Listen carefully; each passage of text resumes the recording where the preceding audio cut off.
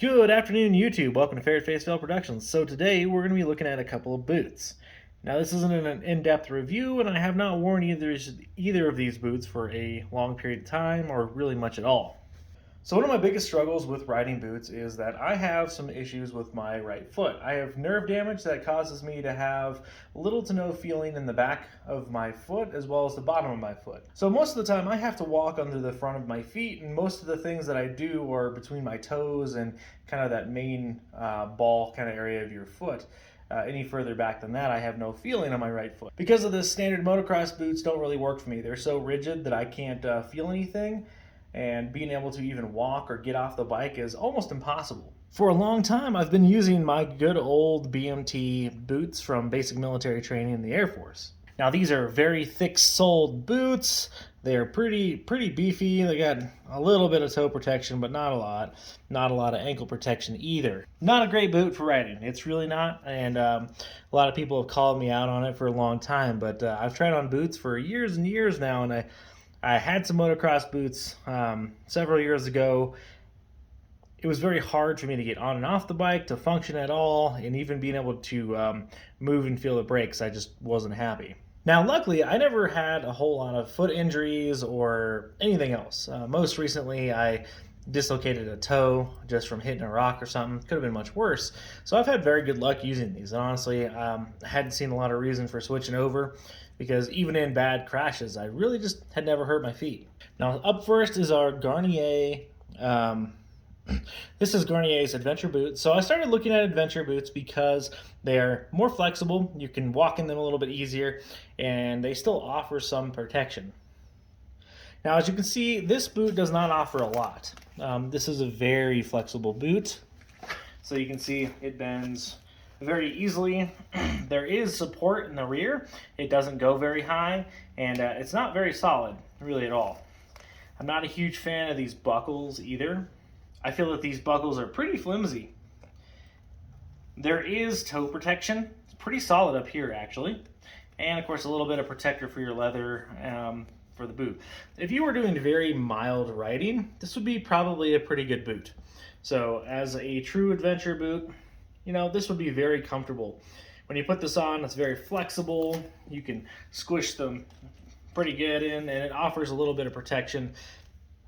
Just for very minor stuff. Now this is a pretty affordable adventure boot, so this one clocks in I think at right around $260. That's not too bad at all. But you don't really get a whole lot of protection, so if you're doing hard enduro, if you're doing motocross racing, this is 100% not the boot for you. All right, next up is the Sidi Adventure 2 Gortex boots. So I picked these because they have a lot more protection and features on them that they just seem like they would be a much better actual adventure and dual sport boot. These are a much more rigid boot. They are Gortex and waterproof. The Gaernes also have a waterproof liner, but they're not Gortex. So we'll kind of start off at the front. Pretty good ankle protection. This is pretty solid. When you have it on, it's I think pretty standard kind of shin protection there. I got no issues with the protection from there. Up in the front area, you can see that there's still some flex, but these are pretty stiff in the front. So if you're going to smash into something with your foot, there's not nearly as much flex in this boot as the other. You do have a lugged sole in the bottom that looks very usable for getting off the bike and walking around. Has this suede micro leather on it. I'm not sure how this will hold up over time, but I guess we'll find out. I do like the material and I like the look. I like the little adventure emboss in there too. So on the side, we can see that it's got kind of a hinged ankle area with two of your lovely straps here. So nothing super special here, but the side impact of the boot is much stiffer, and this protects the ankle a lot better, especially on the outside.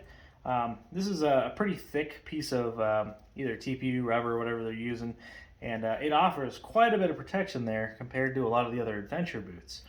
The snaps on here, of course, very nice. I like these buckles quite a bit, whereas the Gaerne, it's a cheaper boot, so it can't be too critical, but these are pretty cool, actually. It was very easy to adjust and set these up. Back of the boot, so you got reflective material This area here is designed to be flexible, so many say that you're kind of vulnerable here, but this is a very small spot. If you were to smash this with a rock into a rock or hit it or whatever, this whole piece is pretty solid in the back, and it will protect you, I think, pretty well for the most part. Now, it's not as good as a full motocross or enduro style boot, but honestly, it's kind of impressive that it's as good as it is. Now, the inside of the boots are a little bit, I think, less protected. There's not as much material, of course, being up against your bike. They want it to be a little bit smoother surface to not scratch stuff up, I'm assuming. And so here, it's definitely more flexible, but because of this kind of joint right here, it still adds a lot of rigidity. So there is some squish, but once you get down into here where it kind of wraps around your ankle with a hard plastic in there, it's pretty stiff. I'm pretty content with that. And of course, you also have the protector for shifting and your other levers and such. So we'll go ahead and open up each of the boots. I'll just start with this one because I just had it in my hand already, but I don't know how much I can really show, but these have a pretty wide opening. I don't have huge legs or nothing. I wear usually right around a 10. But the liner is very comfortable. Walked around with them in the house a fair bit, and they were good. They have enough flexibility to be very usable off the bike, but I think there's enough rigidity to where I like these boots, and I'm probably going to keep them, and I can walk in these, which is exciting for me. All right, so this one you got 3 buckles. These are all plastic buckles. There's no real metal on them except for the screws. Opens up much the same. Now these actually open up wider, which is kind of nice, and they have a good waterproof liner. They were comfortable to throw on and kind of walk around. But at the end of the day, if you really fall in this boot and the bike lands on you, there's no protection on the side whatsoever. And I really feel that these buckles would break. These are just thin plastic, and I'm not a huge fan of this. I think even if I were just doing adventure and light dual sport riding, I probably wouldn't be happy with that anyway. They offer a little bit of protection right here, but you smash these, I think that you'd be a goner pretty quick. Also, there's pretty much no rigidity in this boot. So we'll kind of look at that one again. So still some pretty hefty amount of flex, but not to the near extent. And then side to side, you can see I can't quite really bend it a whole lot at all. At the ankle, really it's pretty stiff.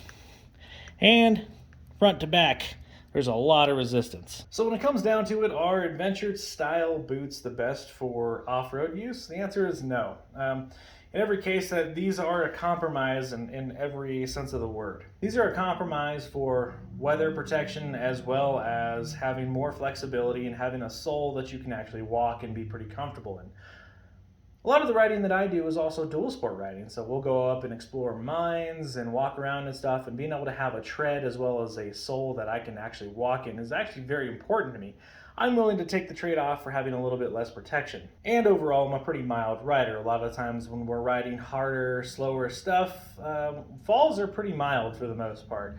So I don't usually have a lot of high-speed falls or smashing into stuff too terribly much. It does happen. So I believe the Sidi Adventure 2s offer more than enough protection for the riding than I do, and they are not a cheap boot, so those roll in at I think $450 retail. So boots are an important part of your protection and everything else, and whatever the type of your riding you're in. I think looking at which style of boots fit your riding is very important.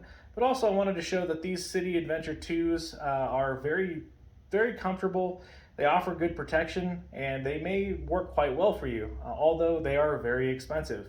Something like the Gaernes are good if you're going to be doing very light adventure riding. Let's say, big GS 1200, you're only going to be on fire roads at very most. Those might work well for you, although it's a big bike, so I'd still kind of want something like the Adventure 2. So another boot that I wanted to check out was the Sidi Crossfire. But honestly, I already kind of know that that's a boot that's more than likely not going to work for me. A lot of people say that they can walk in them and they're flexible enough with complete and total protection up your leg. They're awesome boots, but they're very expensive at close to $600. So I decided to kind of compromise with going with these, given that my average riding is a little bit more milder. So we'll see how they do in the future and how they hold up, and I'll do a long-term review when I hit a year old on these. All right, guys, thanks for watching. Let me know what you think in the comments below. Don't forget to please like, subscribe, and share, and we'll catch you on the next one. Ferret Face out.